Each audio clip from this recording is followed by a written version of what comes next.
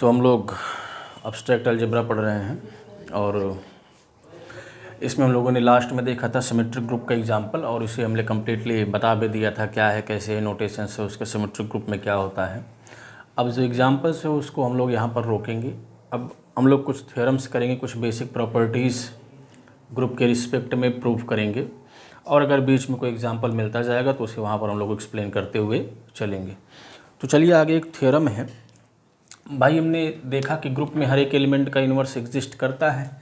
Means अगर कोई ए जी में बिलोंग करता है तो ए इन्वर्स हमें जी में मिलेगा। ठीक, अब ये बात होती है कि मान लीजिए दो एलिमेंट जी में हैं तो इनका ए ओ बी भी जी में होगा, क्योंकि जी ग्रुप है, क्लोजर प्रॉपर्टी होल्ड होगा। अब सवाल ये उठता है कि इसका इन्वर्स क्या होगा, क्योंकि इसका इन्वर्स तो जी में होगा ही, क्योंकि ए ओ बी ग्रुप का एलिमेंट है और ग्रुप के हर एक एलिमेंट का इन्वर्स मिलता है, तो ए ओ बी का भी इन्वर्स मिलना चाहिए। तो ए ओ बी का इन्वर्स निकालने के लिए हम लोग अभी इसको प्रूव करेंगे कि अगर ए ओ बी का हमें इन्वर्स ढूंढना चाहें तो ये रिवर्सल रूल को फॉलो करता है। मीन्स ये B inverse O A inverse होता है। तो इसी को थ्योरम बना लेते हैं हम लोग और इसको प्रूव कर लेंगे इन जनरल। तो let G O be a group, let G O be a group, ठीक। Then A O B inverse क्या हो जाएगा, B inverse O A inverse. ठीक, तो मीन्स ए ओ बी का इन्वर्स क्या होगा, B inverse O A inverse. ठीक, तो अब इसको दिखाने के लिए हमें क्या दिखाना होगा भाई, अगर ए का इन्वर्स बी है तो इसका मतलब क्या होता है कि ए ओ बी और बी ओ ए दोनों क्या आने चाहिए, आइडेंटिटी आने चाहिए। तो हमें दिखाना है कि ए ओ बी का inverse B inverse O A inverse है। तो इसके लिए क्या दिखाना होगा कि ए ओ बी में हम अगर लेफ़्ट से इसे ऑपरेट करें या इसे राइट से ऑपरेट करें तो क्या आना चाहिए, आइडेंटिटी आना चाहिए। ठीक, तो यही दिखाने का हमारा जो एम होगा यही होगा। प्रूव करते हैं। नाउ कंसीडर कर लेते हैं A O B O B inverse O A inverse. और ठीक इससे आप करिस्पॉन्ड करिएगा। इसका इन्वर्स निकालना है, बी है तो दोनों को कंपोज करने पर आइडेंटिटी आना चाहिए। तो अगर इसे हम आइडेंटिटी दिखा दें तो काम हो जाएगा। अब देखिए ब्रैकेट्स अलग अलग लगे हुए हैं। अब इसे हम ऐसे एक्सप्रेस कर सकते हैं, A O B inverse O A inverse. ऐसा क्यों हुआ, ब्रैकेट क्यों जंप कर गया, क्योंकि जी ग्रुप है और ग्रुप में एसोसिएटिव लॉ होल्ड होता है। तो ये किस कारण से हुआ, एसोसिएटिविटी के कारण हुआ। किसके कारण हुआ, एसोसिएटिविटी के कारण हुआ। अब बीच में देखिए बी ओ बी इन्वर्स है, बी का इन्वर्स है बी की पावर -1, तो वो क्या हो जाएगा, आइडेंटिटी हो जाएगा। तो ये क्या हो जाएगा, A O E O A inverse, और आइडेंटिटी से कंपोज करने से ऑपरेशन के साथ ओ के साथ लगाने से कोई फ़र्क पड़ता नहीं है। तो ये फिर से क्या आ जाएगा, ए ओ ए इन्वर्स आ जाएगा, और ये फिर से क्या हो जाएगा, आइडेंटिटी हो जाएगा। बात ठीक। अब इनफैक्ट जी हमारा ग्रुप है तो हमें राइट इसको लेफ़्ट से लगा कर दिखाने की ज़रूरत नहीं है, क्योंकि हम लोगों ने एक थ्योरम भी किया है। आप दिखा भी सकते हैं, कोई फ़र्क नहीं पड़ेगा, लेकिन आप उसके स्किप कर सकते हैं, क्योंकि हमारे पास थ्योरम है कि अगर जी ओ ग्रुप ना हो के सिर्फ ग्रुपवाइड हो जाए और लेफ़्ट और राइट आइडेंटिटी अगर अलग अलग होती है तो उनको बराबर होना होता है। तो इनफैक्ट ये तो ग्रुप है, हमारे पास ज़्यादा प्रॉपर्टीज़ हैं, ज़्यादा चीज़ें हैं, तो ऑब्वियसली होगा। ठीक, तो इसी को हम ऐसे भी लिख सकते हैं, B inverse O A inverse. इसे लेफ़्ट से कंपोज कराएंगे इसमें, तब भी क्या आएगा, आइडेंटिटी ही आएगा, और ये हमारी बात को प्रूव कर देगा। This implies A O B inverse equals to B inverse O A inverse. अब ये सिर्फ दो ही एलिमेंट के लिए इंडक्शन नहीं है, आप इसे इंडक्ट करा सकते हैं कि कितने भी एलिमेंट हो, फाइनाइट नंबर ऑफ एलिमेंट का इन्वर्स अगर निकालेंगे उनके कंपोजिशन का, तो ऐसे ही रूल को वो फॉलो करेगा। तो उसको नोट करके हम लोग लिख लेते हैं, इन जनरल मान लीजिए A1 O A2 O ऐसे ही AN एलिमेंट्स हैं, इनका इन्वर्स हमें निकालना है। तो ये क्या हो जाएगा, AN इन्वर्स AN-1 इन्वर्स, ऐसे होते हुए लास्ट में A1 इन्वर्स आ जाएगा। ठीक, तो ये सिर्फ दो के लिए प्रूफ नहीं, तो इसे रिवर्सल रूल हम लोग कहते हैं। आप इसे याद रखेंगे क्योंकि ये ग्रुप में इन्वर्स निकालने में हमारी मदद करेगा। आगे बढ़ते हैं, एक और थ्योरम देखते हैं। अगर हमारे पास कोई एक ऐसा ग्रुप है जिसके हर एक एलिमेंट्स सेल्फ इन्वर्स हैं। सेल्फ इन्वर्स का मतलब हमने आपको बताया था कि ए को ए के साथ कंपोज करने पर आइडेंटिटी आ जाए। ए को ए के साथ कंपोज करने पर क्या आ जाए? आइडेंटिटी आ जाए। तो अगर ये कंडीशन होती है तो ग्रुप को अबेलियन होना होता है। ठीक, चलिए उससे पहले एक और थ्योरम है, सिंपल सा, उसे भी प्रूफ कर लेते हैं। ये छोटी छोटी प्रॉपर्टीज़ हैं, आपको याद होनी चाहिए। अगला जो हमारा थ्योरम होगा वो ये बताएगा, ठीक, इसमें हमें क्या करना है कि मान लेते हैं हमारे पास जी कोई ग्रुप है, ठीक, और उसमें क्या हो रहा है कि हमें दिखाना है कैंसिलेशन लॉ होल्ड होगा। कैंसिलेशन लॉ का मतलब क्या है कि मान लीजिए ए ओ बी बराबर ए ओ सी है, ऐसा कुछ लिखा हुआ है। तो कैंसिलेशन लॉ, लेफ्ट कैंसिलेशन का मतलब होता है कि लेफ्ट से कैंसिल आउट हो जाए, बी बराबर क्या आ जाए? सी आ जाए। हमें पता है इंटीजर्स में, रियल नंबर में, कॉम्प्लेक्स में ये सारी प्रॉपर्टीज़ होल्ड होती हैं, लेकिन इसी बात को दिखने में तो काफ़ी ऑब्वियस है, लेकिन इसे हमें इन जनरल किसी भी ग्रुप में प्रूव करना है। बात को समझिएगा, नुआंस समझिएगा। देखने में ये प्रॉपर्टी आपको काफ़ी सिंपल लग रही है कि लेफ़्ट से काट दिया, लेकिन हमेशा ऐसा पॉसिबल नहीं होता है जब हम ग्रुप की बात करें। तो अब ये बात हम लोग सिद्ध करेंगे, प्रूव करेंगे कि ग्रुप में ये प्रॉपर्टी होल्ड होगी। तो जब लेफ़्ट से कैंसिल आउट करते हैं तो इसे लेफ़्ट कैंसिलेशन कहते हैं। और जब अगर मान लीजिए ऐसा हो, कुछ ऐसा हो, अब अगर राइट से कैंसिल आउट कर पाएँ हम, ऐसा काट पाएँ, ए बराबर सी आ जाए, तो इसे कहते हैं राइट कैंसिलेशन लॉ। अगर सिर्फ कैंसिलेशन लॉ कहा जा रहा है तो समझिए आपको दिखाना है कि लेफ़्ट कैंसिलेशन भी होल्ड होगा और राइट कैंसिलेशन भी होल्ड होगा। ठीक, चलिए आगे बढ़ते हैं। तो इसे हम लोग स्टेट कर लेते हैं, in a group cancellation law holds. In a group cancellation law holds. ठीक, मीन्स लेफ्ट कैंसिलेशन भी कर लेंगे हम ग्रुप में और राइट कैंसिलेशन भी कर लेंगे।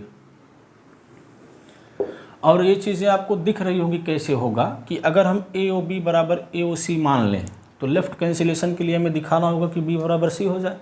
अब ग्रुप लिया गया है तो जाहिर सी बात है हर एक एलिमेंट का इन्वर्स मिलेगा। दोनों साइड हम ए इन्वर्स कंपोज करा देंगे, ये कैंसिल आउट हो जाएगा, बी बराबर सी आ जाएगा। और यही काम हम लोग राइट कैंसिलेशन के लिए भी फॉलो करेंगे। सिंपल सा प्रूफ है, देख लेते हैं।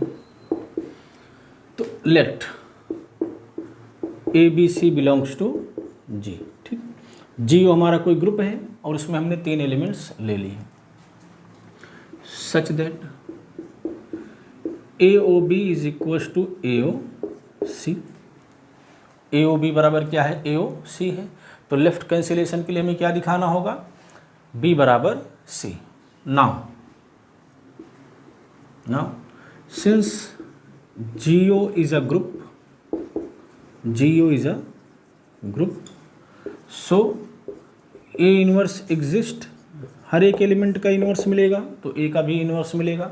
Now operating the A inverse from left on both side, so A inverse O A O B will be equal to A inverse O A O C। अब अगेन एसोसिएटिविटी का use करेंगे हम लोग। Bracket यहाँ है, bracket को यहाँ shift कर देंगे तो ये क्या मिल जाएगा हमें? ए इनवर्स ओ, एक ब्रैकेट में O B, and this will be equal to A inverse O A O C. बात ठीक है? ऐसा क्यों हुआ ये रीज़न आपको बताना पड़ेगा, ड्यू टू एसोसिएटिविटी। एसोसिएटिव होने के कारण ऐसा हम करने में संभव है। ठीक, ड्यू टू एसोसिएटिविटी। अब ये आइडेंटिटी हो जाएगा, ये भी आइडेंटिटी हो जाएगा, तो ये क्या आ जाएगा? बी बराबर क्या आ जाएगा? सी आ जाएगा। बात ठीक। ऐसे ही राइट के लिए भी हम दिखा लेते हैं। राइट के लिए भी हम लोग ऐसे ही दिखा लेंगे।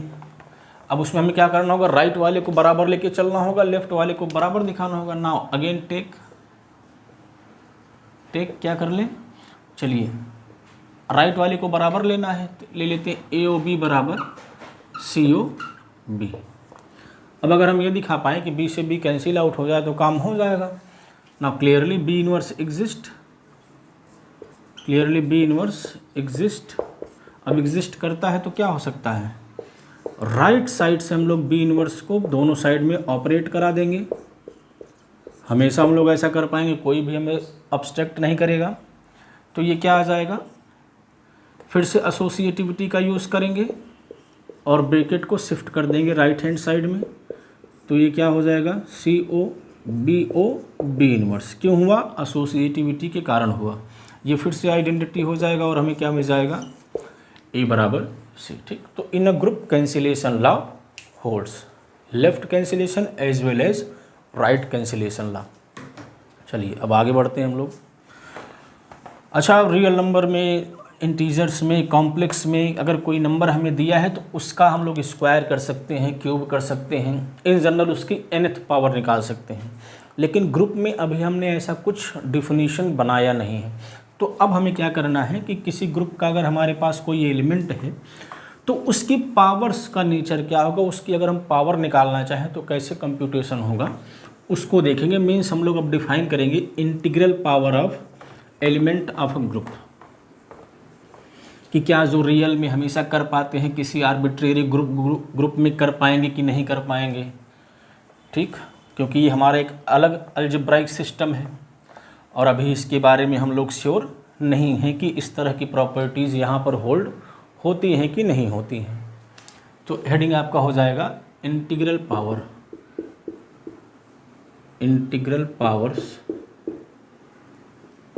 Of element of a group, of elements of a group. तो इसको हम लोग डिफाइन करेंगे इंडक्शन प्रोसेस का यूज़ करके। जैसे मान लेंगे कि कोई एलिमेंट है हमारे पास ग्रुप में। ठीक, पहले चलिए ग्रुप को कंसीडर कर लेते हैं। Let Jio be a group, let Jio be a group and A belongs to G. Group ले लिया हमने एक और उसका एक मेंबर हमने स्मॉल ए जी में ले लिया। अब हमें क्या करना है, ए की पावर्स को डिफाइन करना है कि ए की पावर्स का मतलब क्या होगा। तो इसमें बेसिकली जो हम लोग प्रोसीजर फॉलो करेंगे डिफाइन करने का, पहले हम लोग इंडक्शन से इसको शुरुआत करेंगे। पहले क्या करेंगे, ए की पावर 0 को डिफाइन कर देंगे, ए की पावर 0 को डिफाइन कर देंगे। इसके बाद ये मान लेंगे कि मान लेते हैं ए की पावर n ऑलरेडी डिफाइंड है, तो इसके बाद हम लोग डिफाइन कर देंगे ए की पावर n+1। ठीक, इसे डिफाइन कर देंगे, इसको मान लेंगे कि ये डिफाइंड है और फिर इसका नेचर हम लोग बता देंगे। तो इस तरह से ए की nth पावर हम लोग डिफाइन कर देंगे। मीन्स इन जनरल किसी ग्रुप के एलिमेंट का इंटीग्रल पावर हम डिफाइन कर देंगे। ठीक, अब यहाँ पर दो पॉसिबिलिटीज़ है, हो सकता है n जो है वो पॉजिटिव हो सकता है n नेगेटिव हो। अगर n पॉजिटिव हो जाएगा तो ऐसे ही काम हो जाएगा, कुछ नहीं करना पड़ेगा। लेकिन अगर n नेगेटिव होगा तो इसको हम लोग क्या करेंगे, -n बना लेंगे, तो -n पॉजिटिव हो जाएगा और फिर से इसी तरह से उसे डिफाइन कर देंगे। तो बेसिक प्रॉपर्टी है, कुछ खास नहीं है इसमें, बस डिफाइन कर देना है आपको। Now let n is positive. n क्या है, पहले हम लोग 0 के लिए डिफाइन कर देते हैं, या पॉजिटिव ना कह के हम लोग उसको नॉन नेगेटिव कह सकते हैं, तो उसमें 0 इंक्लूड हो जाएगा। Let n be any non negative integer, negative ना हो बाकी पॉजिटिव हो, न्यूट्रल हो, काम हो जाएगा। नॉन नेगेटिव इंटीजर है ना, अब 0 के लिए हम डिफाइन कर सकते हैं ना, डिफाइन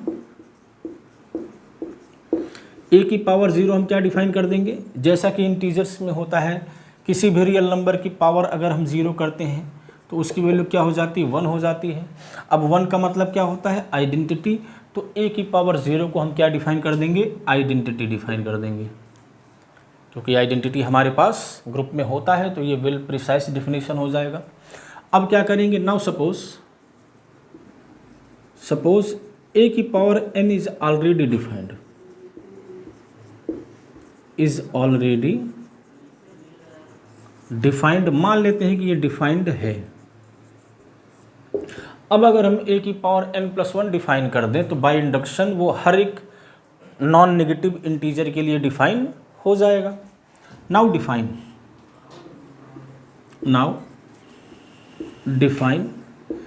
a की पावर n+1, a की पावर n+1, और इसे हम लोग डिफाइन कर देते हैं a की पावर NOA। ठीक, क्योंकि हमें पता है बेस जैसे रियल नंबर्स में होता है, बेस अगर सेम हो तो पावर्स ऐड हो जाती हैं, ऐसा ही कुछ रूल हम लोग यहाँ पर भी डिफाइन कर देंगे। चूँकि ये जो डिफिनीशंस हैं, ये पावर्स की डिफिनीशन है, ये सब इंटीजर और रियल नंबर से ही मोटिवेट होकर बनी हुई हैं, तो इसीलिए कुछ आपको सिमिलरिटी नज़र आएगी। तो इस तरह से हमने अगर नॉन नेगेटिव इंटीग्रल पावर हमें देखनी है तो वो डिफाइन हो गई, लेकिन अब नेगेटिव पावर्स भी तो डिफाइन होनी चाहिए। Now let n is less than 0, 0 और पॉजिटिव के लिए यहाँ पर आ गया। अब n नेगेटिव है तो क्या होगा, अब अगर n नेगेटिव है तो -n क्या हो जाएगा, -n विल बी पॉजिटिव। ठीक, अब पॉजिटिव जैसे यहाँ पर डिफाइन हुआ है, जहाँ जहाँ n है वहाँ वहाँ क्या आ जाएगा, -n आ जाएगा, क्योंकि -n पॉजिटिव है तो ऐसा ही बिहेव करेगा। तो इसके लिए भी ऑलरेडी हमने डिफाइन कर दिया है, यहाँ पे आपको कुछ नहीं करना पड़ेगा। And similarly can be defined, and similarly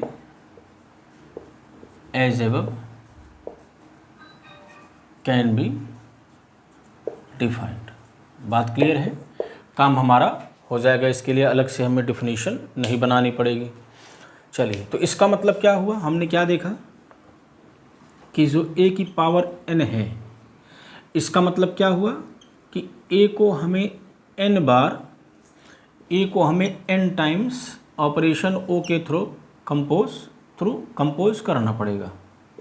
ये मतलब होगा a की इंटीग्रल पावर का। ये कब है, n is non negative, when n is non negative, but when n is negative तो a की पावर -n को हम लोग बना लेंगे पॉजिटिव, और ये क्या हो जाएगा, a inverse composite a inverse composite a inverse, how many times, n times. ठीक, तो ये क्या हो जाएगा, a की पावर -n हो जाएगा। तो जैसे ही आप लोग इंटीजर और रियल्स रेशनल्स की पावर निकालते हैं, सेम ही नेचर ग्रुप के एलिमेंट की भी इंटीग्रल पावर्स की होगी, तो कुछ भी खास नहीं है। अब आगे हम लोग बढ़ते हैं, कुछ और थ्योरम्स को प्रूफ करते हैं।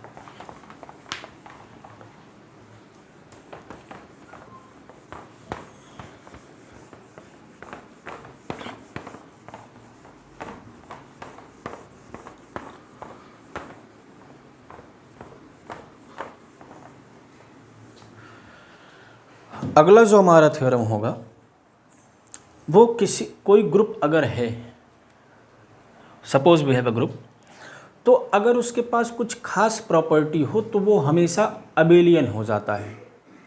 मीन्स ग्रुप हमें लेके चलना है और दिखाएंगे कि अभी उसको स्टेट करेंगे हम लोग कि कुछ खास प्रॉपर्टीज़ हैं, अगर वो ग्रुप में होल्ड हो रही हैं तो उस ग्रुप को अबेलियन होना पड़ता है। तो इसमें जैसे पहला थ्योरम है, हम लोग देखें,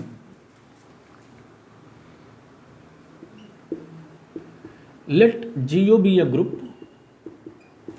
मान लेते हैं जियो कोई ग्रुप है और ऐसा ग्रुप है such that A square is identity for all A belongs to G. A को ए के साथ कंपोज करने पर क्या आ जाता है, आइडेंटिटी आ जाता है। मीन्स हर एक एलिमेंट सेल्फ इनवर्स हो जाता है। तो ऐसे ग्रुप, अगर ग्रुप ऐसा कंडीशन के साथ ग्रुप है तो यह ग्रुप हमेशा अबेलियन होगा। Then G O is an abelian group. Means commutative law भी अपने आप होल्ड हो जाएगा, अपने आप क्या हो जाएगा, होल्ड हो जाएगा। चलिए प्रूफ कर देते हैं इसका। जो कंडीशन गिवन है उसी से स्टार्टिंग करेंगे हम लोग, वहीं से स्टार्ट करेंगे। नाउ गिवन दैट, क्या गिवन है हमें, that A square is equal to identity, और अभी हमने इंटीग्रल पावर्स को डिफाइन किया है। ए स्क्वायर का मतलब क्या हो गया, ए ओ ए बराबर आइडेंटिटी, मीन्स ए के साथ ए को कंपोज करें तो क्या मिल जाता है, आइडेंटिटी। तो ग्रुप है, ए ग्रुप का मेंबर है, तो हर एक मेंबर का इन्वर्स हमें मिलता है, तो ए इन्वर्स ऑपरेट कर दीजिए दोनों साइड में, चाहे लेफ्ट से कर दीजिए या राइट से कर दीजिए, कोई फर्क नहीं पड़ता है। तो ये ए इन्वर्स आ जाएगा और इधर से ए बचेगा। तो ए इन्वर्स बराबर आइडेंटिटी का मतलब ये हुआ, हमने दिखा दिया, आपको पता ही था, लेकिन उसको हमने रिटेन में दिखा दिया कि अगर ए स्क्वायर आइडेंटिटी है तो इसका मतलब क्या है कि each element is self inverse. ठीक, each element is self inverse. इस स्टेटमेंट को हम दूसरे तरीके से बना सकते हैं, if in a group each element is self inverse then that group must be abelian.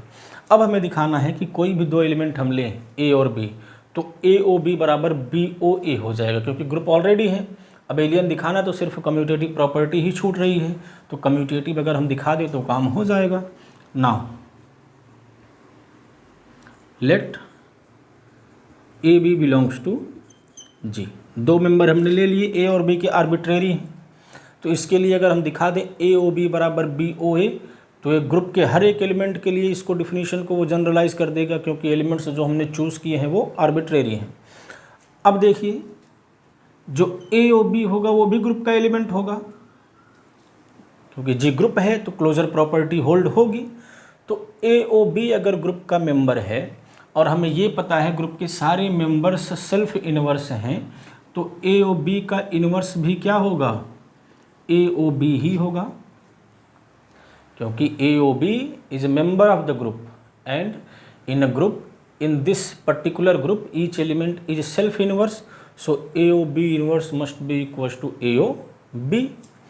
तो अब लेकिन हमें इसका रूल पता है, इन्वर्स निकालने का रिवर्सल रूल फॉलो करता है, तो ये क्या हो जाएगा, B inverse O A inverse equals to A O B. अब अगेन बी और ए भी ग्रुप के मेंबर्स हैं, तो ये भी सेल्फ इन्वर्स होंगे, तो बी इन्वर्स बी हो जाएगा और ए इन्वर्स ए हो जाएगा। तो इस तरह से हमें क्या मिल जाएगा, A O B equals to B O A for all A B belongs to G, for all A B belongs to G. तो हमने क्या दिखा दिया कि यह जो ग्रुप है इस कंडीशन के साथ वो अबेलियन होगा, अबेलियन हो जाएगा। चलिए, अब एक ऐसा ही और क्राइटेरिया है छोटा सा, जो किसी ग्रुप को फोर्स करता है कि उसे अबेलियन होना पड़ेगा, उसे भी कर लेते हैं। Theorem, let Jio be a group, let Jio be a group. ठीक, जीओ को हमारे पास मान लेते हैं ग्रुप है, सच दैट, ऐसा ग्रुप है दैट ए ओ बी का अगर हम होल स्क्वायर निकालें तो ये इक्वल आ जाए A square O B square के, for all A B belongs to G, तब भी ग्रुप क्या हो जाएगा, अबेलियन हो जाएगा। Then GO is an abelian group, then GO is an abelian group. छोटा सा प्रूफ इसका भी है, देख लेते हैं। जो गिवन कंडीशन है वही से स्टार्ट करेंगे। क्या गिवन है, given that A O B का whole square is equal to A square O B square. अब इंटीग्रल पावर हमने डिफाइन की है, स्क्वायर का मतलब क्या होता है, उसी एलिमेंट को दो बार ऑपरेट कराना। ठीक, ये हो जाएगा, और यहाँ पर भी वही रूल लगाएंगे, ए ओ बी ओ बी, ये भी दो बार, ये भी दो बार। बात क्लियर है। अब ये ब्रैकेट्स को हम हटा सकते हैं, क्योंकि एसोसिएटिव प्रॉपर्टी है हमारे पास, इसे हम ऐसे भी लिख सकते हैं। बात ठीक। अब हमें यह भी पता है कि ग्रुप में कैंसिलेशन लॉ होल्ड होता है, तो लेफ्ट से हम काट सकते हैं, राइट से हम काट सकते हैं। काटने का मतलब ये होता है कि लेफ्ट से ए का इन्वर्स ऑपरेट करा सकते हैं और राइट से बी का इन्वर्स ऑपरेट करा सकते हैं, तो अपने आप कट जाएंगे। तो यहाँ से क्या आ जाएगा, बी ओ ए बराबर ए ओ। ठीक, ए और बी हमने आर्बिट्रेरली चूज़ किया था, तो ये क्या कहता है, for all A B belongs to G. तो ग्रुप क्या हो गया, आवर ग्रुप बिकम्स अबेलियन। तो ये 2 क्राइटेरियाज हैं, इन पे बेस्ड अक्सर क्वेश्चंस कंपटीशन में आ जाते हैं। ठीक, तो इन्हें आप देखेंगे। आगे बढ़ते हैं।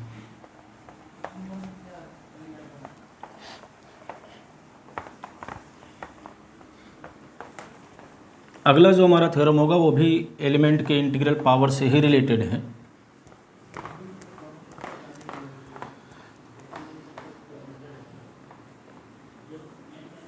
मान लेते हैं जीओ कोई ग्रुप है, सपोज, या let Jio be a group such that A की power m is identity and b की पावर n इज आइडेंटिटी, या a की पावर ही ले ले। a की 2 पावर्स ऐसी हैं कि a की पावर m निकाले तब भी आइडेंटिटी आता है और a की पावर n निकाले तब भी आइडेंटिटी आता है। देन a की पावर d भी आइडेंटिटी होगा, जहाँ पर जो d है, d is the greatest common divisor of m and. इसका प्रूफ कर लेते हैं, छोटा सा प्रूफ इसका भी है। क्या गिवन है हमें? गिवन दैट यहाँ पर m और n हमारे कोई नेचुरल नंबर्स हैं, कोई भी नेचुरल नंबर हो सकते हैं, इंटीग्रल पावर की बात हो रही है, 0 भी हो सकते हैं। ठीक, at least 1 must be non zero, at least 1 from m and n must be non zero. वो हमने GCD डिफाइन करते समय आपको बता दिया था। तो गिवन दैट क्या है? a की power m is identity and a की पावर n इज़ आइडेंटिटी। ठीक, अब हमें दिखाना है कि m और n का अगर DGCD है तो उसके भी पावर आइडेंटिटी होगी। Now since D is GCD of Mn and by Euclidean algorithm से हम क्या जानते हैं कि जो GCD होता है वो नंबर्स का लीनियर कॉम्बिनेशन होता है। तो D बराबर AM प्लस A को हटा देते हैं, A का यूज़ होगा, UM VN का यूज़ कर लेते हैं, जहाँ पर जो u और v होगा वो कोई इंटीजर होगा। ठीक, इस बात को हम लोगों ने कई बार इस्तेमाल किया है। तो अब अगर ऐसा है, अब हम a की पावर d कंप्यूट करते हैं, देखते हैं क्या आता है। तो a की पावर um प्लस vn हो जाएगा, um प्लस vn हो जाएगा, और जैसा कि हमने डिफाइन किया था ये क्या हो जाएगा, ये ऐसा हो जाएगा। और इसे हम कैसे लिख सकते हैं? इसे हम ऐसा लिख सकते हैं, और ये आइडेंटिटी तो ओवरऑल आइडेंटिटी आ जाएगा। तो अगर m a की पावर m आइडेंटिटी है, a की पावर n आइडेंटिटी है, तो a की पावर GCD ऑफ mn भी आइडेंटिटी होगी। ठीक, तो इसका बहुत कोई फिजिकल या कोई मैथमेटिकल सिग्निफिकेंस बहुत ज़्यादा कुछ नहीं है, बट बेसिक प्रॉपर्टी है, आपको पता होना चाहिए।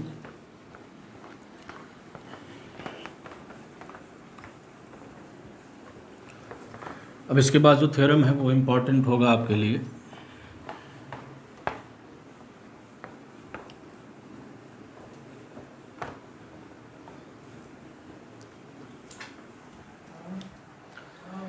पहले थ्योरम को स्टेट कर देते हैं तो फिर उसको समझाते हैं।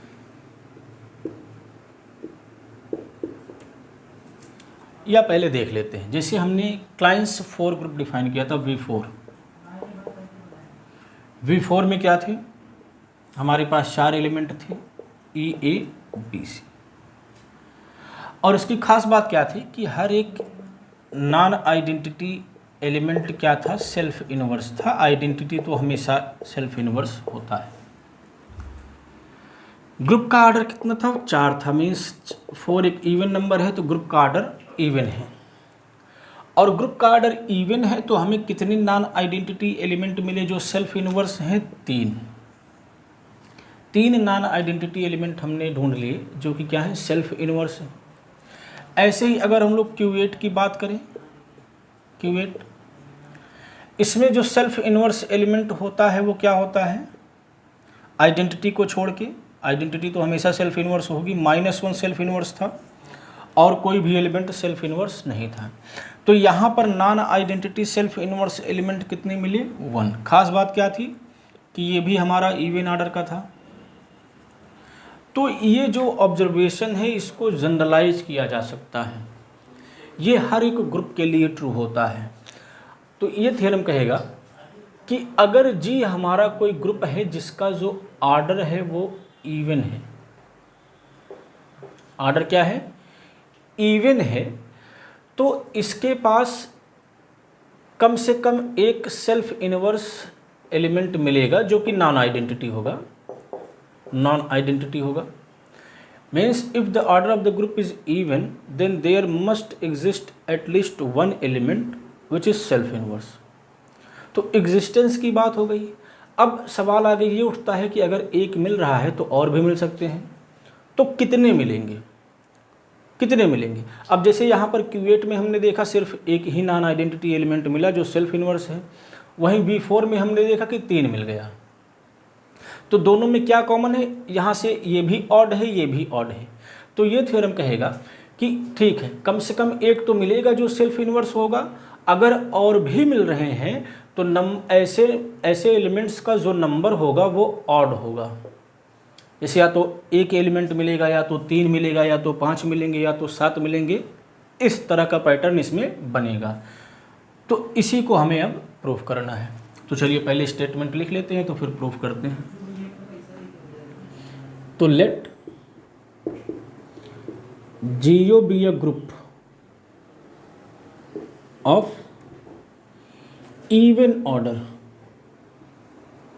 GO be a group of even order, then there exists a non-identity element, there exists a non-identity element such that A inverse is equals to A, या इसी को हम लोग क्या लिख सकते हैं? A square is equals to identity। ठीक, कम से कम एक एलिमेंट ऐसा मिलेगा जो क्या होगा? सेल्फ इनवर्स होगा। फर्दर अगर एक से ज़्यादा मिलते हैं तो उनकी संख्या कितनी होगी? ऑड होगी। Further there will be odd number of such elements, odd number of such elements, ऐसे एलिमेंट्स की संख्या क्या होगी? ऑड होगी। ठीक, अब इसका हम लोग प्रूफ देंगे।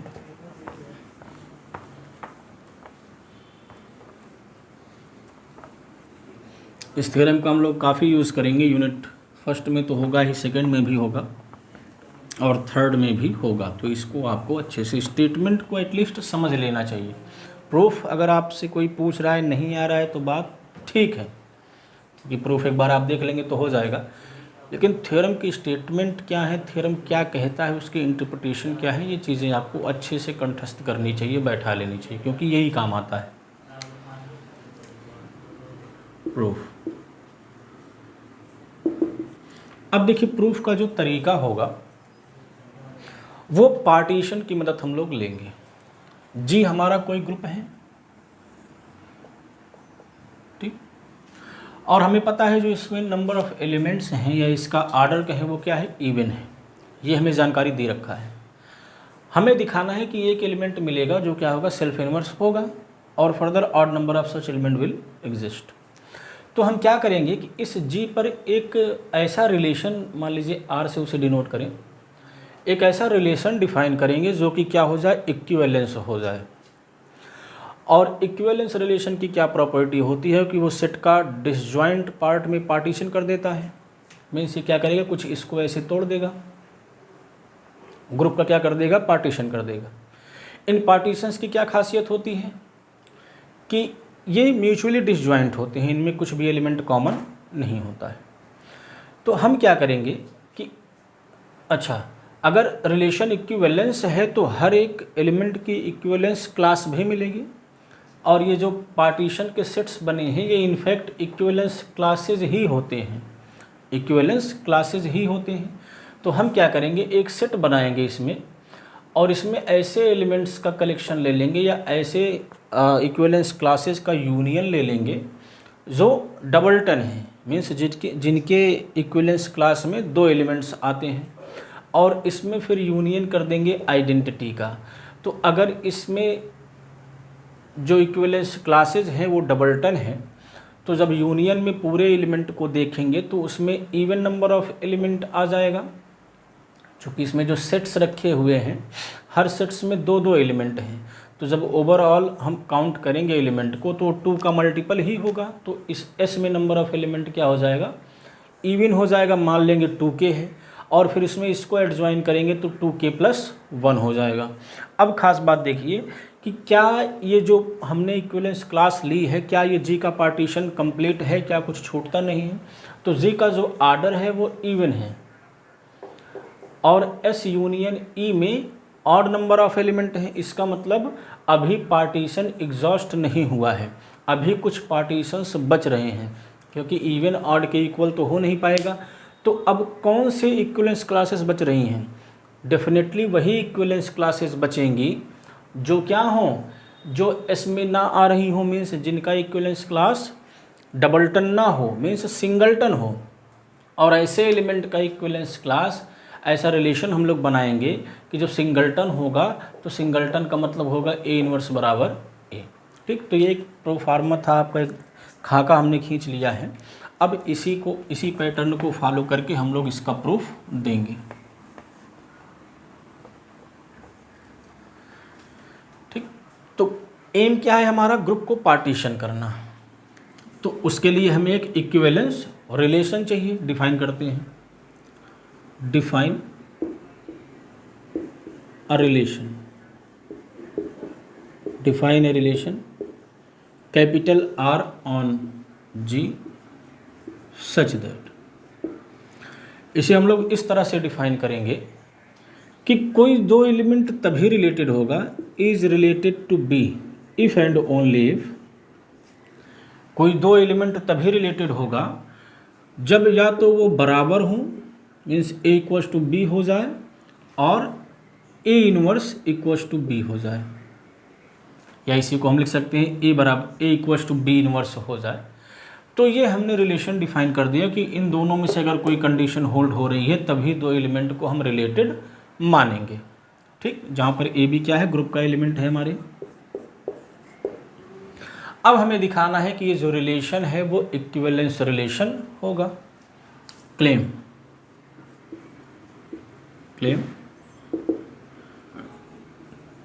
R is an equivalence relation.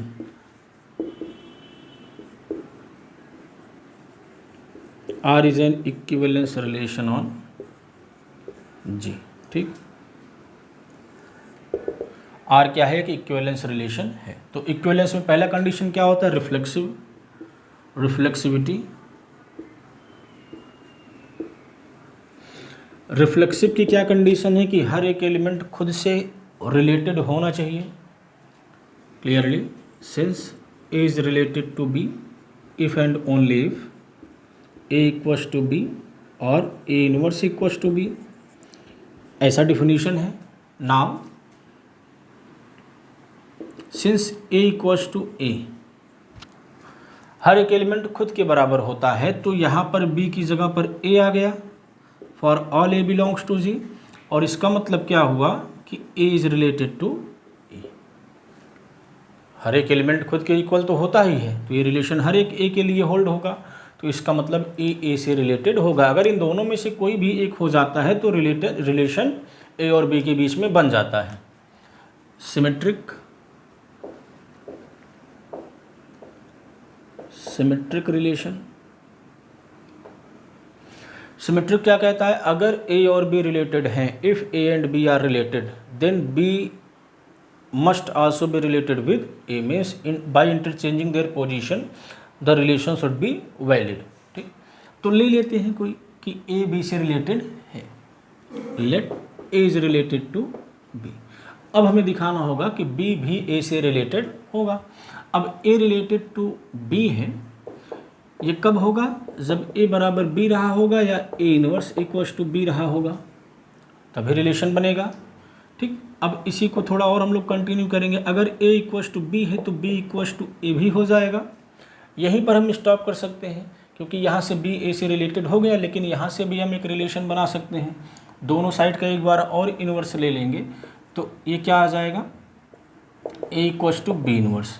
तो ए और बी की पोजीशन आपस में चेंज हो गई और रिलेशन होल्ड रहा। इसका मतलब क्या है कि बी भी ए से रिलेटेड हो गया। ऐसे ही हम ट्रांजिटिविटी दिखा सकते हैं। ट्रांजिटिविटी, इसके लिए हमें 3 एलिमेंट्स की ज़रूरत पड़ती है। तो let A B C belongs to G, और कैसा, such that A is related to B and B is related to C. अब हमें क्या दिखाना होगा कि जो ए होगा वो सी से रिलेटेड हो जाएगा।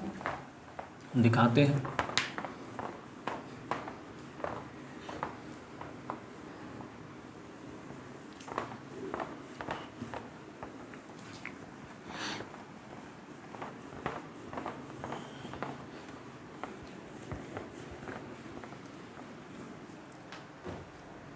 चलिए, now A is related to B, ये हमने मान रखा है। तो ये कब होगा, जब ए इक्वल्स टू बी हो और A inverse equals to B हो। हाँ सही है। और बी सी से रिलेटेड मान रखा है, तो ये कब होगा, जब बी इक्वल्स टू सी हो और बी इनवर्स इक्वल्स टू सी हो। ठीक, तो ये 4 कंडीशंस हमारे पास हैं। अब इनमें क्या हो सकता है, ये दोनों और करके हैं। ठीक, तो मान लेते हैं कि ये होल्ड हो रहा है, ये होल्ड हो रहा है, फिर मानेंगे ये होल्ड हो रहा है, ये होल्ड हो रहा है। मीन्स यहाँ से 4 केसेस बनेंगे। नाउ केस 1,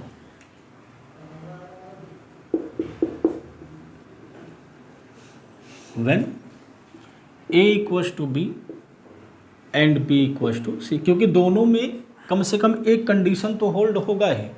तो वहाँ से हमने मान लिया ए इक्वल्स टू बी वाला होल्ड हो रहा है और यहाँ से बी इक्वल्स टू सी वाला होल्ड हो रहा है। तो ए इक्वल्स टू बी है, बी इक्वल्स टू सी है, देन डेफिनेटली एक ही लाइन में हो जाएगा ए इक्वल्स टू सी। और ए इक्वल्स टू सी का मतलब क्या है, ए इज रिलेटेड टू सी। इस केस में आसानी से हो गया।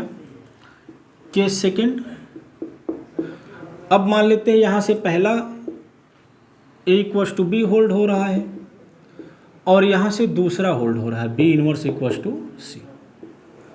बात ठीक है। तो ए इक्वल्स टू बी है, एंड लगाना है और नहीं, क्योंकि लेना ही लेना है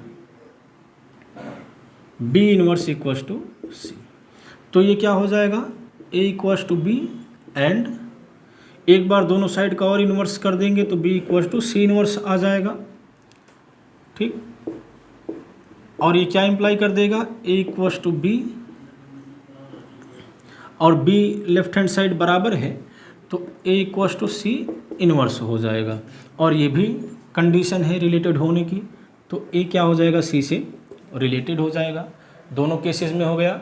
ऐसे ही अब इस कंडीशन को लेंगे, फिर इसके साथ इसको, इसके साथ इसको, 2 और केसेस बनेंगे। बना लेते हैं इसको भी।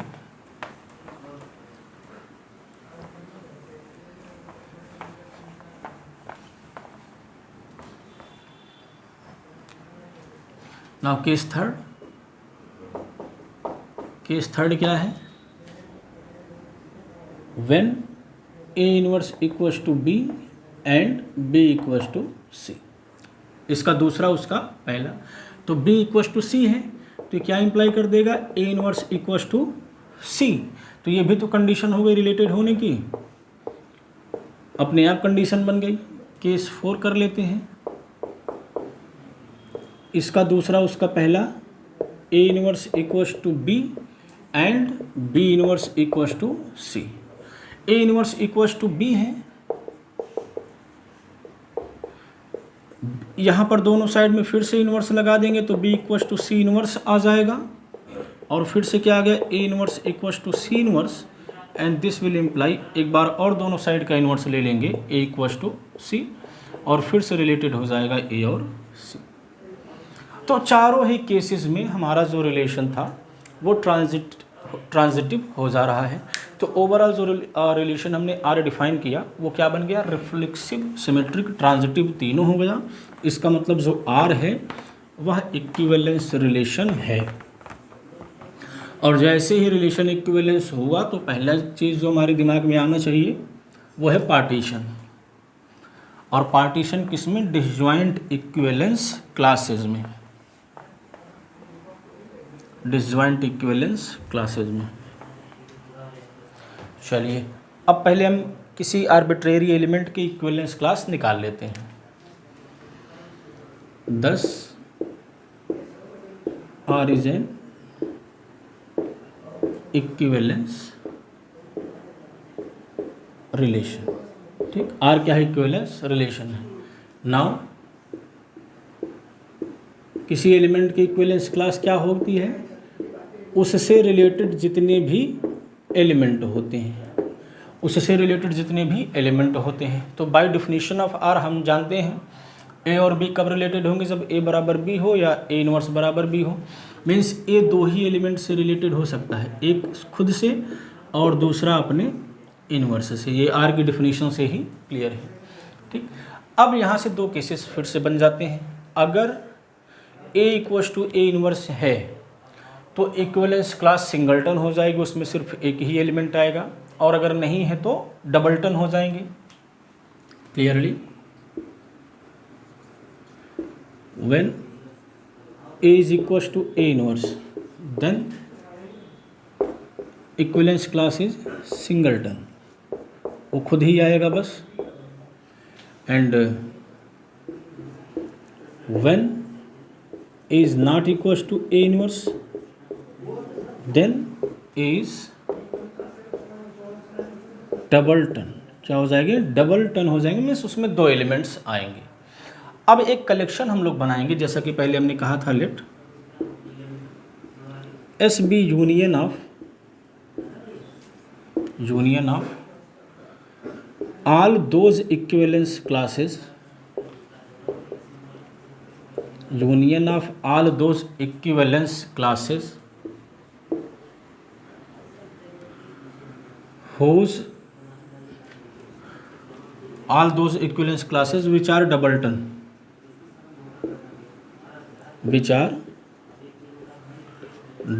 जो क्या है, डबलटन है। तो क्लियरली एस में नंबर ऑफ एलिमेंट्स क्या हो जाएंगे, इवन हो जाएंगे, क्योंकि सारे सेट्स उसमें जो कलेक्शंस हैं जिनका यूनियन लिया जा रहा है उनमें दो दो एलिमेंट्स आएंगे। Then number of elements in S is even होगा। मान लेते हैं वो 2k है, से 2k, जहाँ पर k कोई नेचुरल नंबर होगा। ठीक, ऐसा है। And so number of element in S, इसमें हम आइडेंटिटी को एडजॉइन कर देते हैं 2k+1, एक एलिमेंट हमने और एडजॉइन किया है। तो एस यूनियन, अगर हम सारे डबलटन इक्विवेलेंस क्लासेस का कलेक्शन लें और उसमें आइडेंटिटी को ऐड कर दें तो नंबर ऑफ एलिमेंट्स क्या हो जाते हैं, ऑड हो जाते हैं। और हमें पता है, क्या पता है, since disjoint equivalence classes, disjoint equivalence classes form partition, क्या करते हैं, पार्टीशन फॉर्म करते हैं। सो जो जी होगा वो एस यूनियन ई के बराबर नहीं होगा, क्योंकि पार्टीशन फॉर्म करता है। अगर इक्वल होता तो इसमें पूरा पूरा जी एग्जॉस्ट हो जाना था, ख़त्म हो जाना था, दोनों में बराबर एलिमेंट आ जाने थे। लेकिन इसमें नंबर ऑफ एलिमेंट ऑड है और जी में दिया है कि नंबर ऑफ एलिमेंट्स इवन है। इसका मतलब क्या है कि अभी यहाँ पर कुछ छूट रहा है, यहाँ पर कुछ छूट रहा है। आइडेंटिटी आ गया, सारे डबलटन क्लासेस आ गई, तो बचा क्या, ऐसी क्लासेस बचेंगी जो सिंगलटन होंगी। So there will exist there will exist a non identity, क्योंकि आइडेंटिटी तो इसमें आ गया, सच दैट ए इनवर्स क्या हो जाएगा, ए हो जाएगा। और इसी केस में सिंगलटन होता है, क्योंकि डबलटन तो यहाँ पर आ गए और सारे ले लिए हैं डबलटन, तब भी ये ख़त्म नहीं हुआ, मतलब जो बचा वो सिंगलटन वाला बचा। तो एग्जिस्टेंस पार्ट हो गई। अब ये कैसे हम एक्सप्लेन करेंगे कि ये जो ए मिलेंगे इनकी संख्या ऑड में होगी। तो ध्यान दीजिए, इसमें जो बचे हैं इन्हीं में उनको एडजॉइन करना है, और ये इसमें नंबर ऑफ एलिमेंट ऑड है, इसमें नंबर ऑफ एलिमेंट ऑड है और इसको इवन बनाना है, तो इसमें ऑड ही जोड़ेंगे, ऑड प्लस ऑड ही इवन होता है। इसका मतलब जो बचे हैं उनकी संख्या भी क्या है, ऑड है। एंड क्लियरली अब लिख देते हैं इसे, आप लोग समझ लेंगे। And clearly since number of element, since number of elements in this is odd and odd plus odd ही क्या होता है, even होता है, so odd number of such element will exist, so odd number of such elements will exist, so odd number of such elements will exist। ठीक, odd number of such element will exist, ये बात I hope आपको समझ में आ गई होगी। तो एक बार पूरे प्रूफ का आपको आउटलाइन दे देते हैं। थ्योरम क्या था, थ्योरम हमारे पास ये था कि अगर कोई इवन ऑर्डर का ग्रुप है, if we have a group of even order, then there must at least be one non identity element which is self inverse. कम से कम एक एलिमेंट ऐसा ज़रूर मिलेगा जो सेल्फ इनवर्स होगा, और अगर एक से ज़्यादा मिल रहे हैं तो उनकी संख्या ऑड होगी, विषम संख्याओं में वो मिलेंगे। तो प्रूफ के लिए हमने सबसे पहले क्या किया, जी पर एक रिलेशन आर डिफाइन किया। कैसा कि ए और बी तभी रिलेटेड होंगे जब ए बराबर बी हो जाए या A inverse equals to B हो जाए। ठीक, इस तरह का हमने रिलेशन बनाया और दिखा दिया कि वो क्या है, इक्विवेलेंस है, मीन्स रिफ्लेक्स भी होगा, सिमेट्रिक भी होगा और ट्रांजिटिव भी होगा। फिर इस रिलेशन के वाया इस रिलेशन के डिफिनीशन से ये बात क्लियर हो गई कि अगर हम किसी एलिमेंट की इक्विवेलेंस क्लास निकालें तो या तो वो सिंगलटन होंगे या तो डबलटन होंगे। सिंगलटन किस केस में होंगे, जब एलिमेंट सेल्फ इनवर्स हो जाए, और डबलटन किस केस में होंगे, जब सेल्फ इनवर्स ना हो। तो हमने एक सेट कैपिटल एस बनाया, उसको यूनियन ले लिया सारे इक्विवेलेंस क्लासेस का जो डबलटन है, जिसमें हर एक क्लासेस में दो दो एलिमेंट हैं। तो यूनियन करने पर जो टोटल नंबर ऑफ एलिमेंट होगा वो 2 का मल्टीपल होगा, because they exist in the bundles of 2 elements. तो मान लिया कि उसमें सेट एस में हमारे 2 के एलिमेंट हैं, फिर 2 के एलिमेंट है उसमें आइडेंटिटी एडजॉइन कर दिया सेट एस में, तो 2k + 1 हो जाएंगे। लेकिन इसका मतलब ये है कि जो एस यूनियन ई है वो जी के बराबर नहीं होगा, क्योंकि अगर होता तो हमें ये पता है कि disjoint classes, disjoint equivalence classes partition form करती हैं, तो उसको बराबर हो जाना चाहिए था। लेकिन जी का जो आर्डर है वो इवन है और जो एस यूनियन ई है उसमें नंबर ऑफ एलिमेंट्स ऑड है। तो इसका मतलब क्या है कि राइट हैंड साइड में एस यूनियन ई में अभी हमें कुछ और एडजॉइन करना होगा, तब जाके हम जी के बराबर हो पाएंगे। तो जी एस यूनियन ई में नंबर ऑफ एलिमेंट्स ऑड है और ऑड में ऑड ऐड करते हैं तब जाके इवन आता है। इसका मतलब जितने एलिमेंट्स हमें और ऐड करने हैं, जितनी क्लासेस और ऐड करनी है उनकी संख्या ऑड है। तो ए इनवर्स तो ऐसा एलिमेंट हमें मिल ही जाएगा जो सेल्फ इनवर्स हो, और ये बात ऑड प्लस ऑड इवन क्या प्रूव कर देती है कि odd number of such element will exist. ठीक, अब इसका कन्वर्स भी ट्रू होता है, इसका कन्वर्स भी ट्रू होता है। कन्वर्स का मतलब क्या हुआ, ये थ्योरम कहता है कि अगर ऑड ऑर्डर इवन ऑर्डर का है तो odd number of such element will exist which will be self inverse. अब इसका कन्वर्स ये कहता है कि अगर जीओ कोई ग्रुप है और उसमें एक एलिमेंट ऐसा मिल रहा है जो सेल्फ इनवर्स है, तो जो ग्रुप का ऑर्डर होगा वो अपने आप क्या हो जाएगा, इवन हो जाएगा, अपने आप क्या हो जाएगा, इवन हो जाएगा। चलिए इसको भी देख लेते हैं।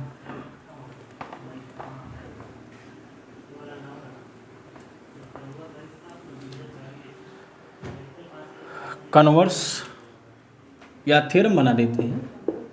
और ये क्या होगा, converse of above, converse of above theorem. ठीक, डिफिनीशन इसकी क्या होगी, लेट थ्योरम का स्टेटमेंट क्या होगा, let Jio be a group,